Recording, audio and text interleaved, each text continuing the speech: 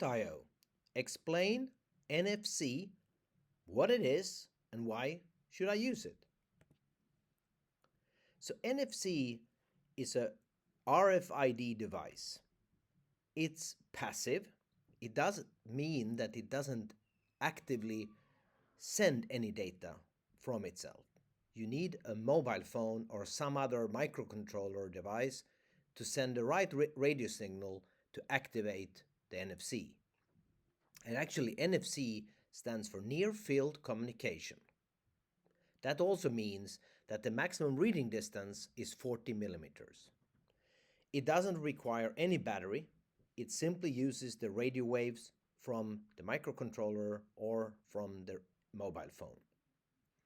The standard we are using in What.io is the ISO 14443A, which is the same that is very often used for credit cards, security system, door locks, and these kind of things.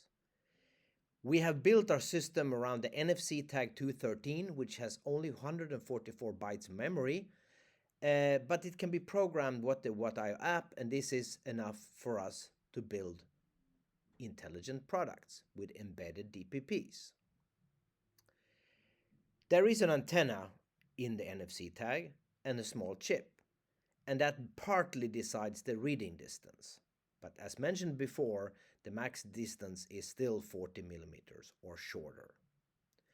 We can offer both standard NFC tags, but we can also build custom versions. This is how it can look. Simply small NFC tags, chips on a roll, weighing about 1 gram. And these can be integrated in different ways into the products. And actually things like plastic, rubber, and non-metal things, actually it can be read through the material. You can put it on the inside of things. And why would you use NFC? NFC is today a well-known standard. More than 1.6 billion smartphones are enabled for NFC. And since all the different payment system is using NFC, it's a very good standard to base the technology on. And obviously there's a lot of functionality we can do. So in What.io we have a patent pending in the US based on the token we also write down to the chip. And this is to authenticate that the product is original and that is not tampered with. And these are things which makes it much more complicated for fake products and so on if they try to copy the actual NFC tag.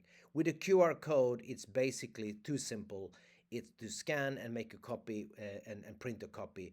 But with a NFC tag, it's much harder to crack, especially with the What.io token involved.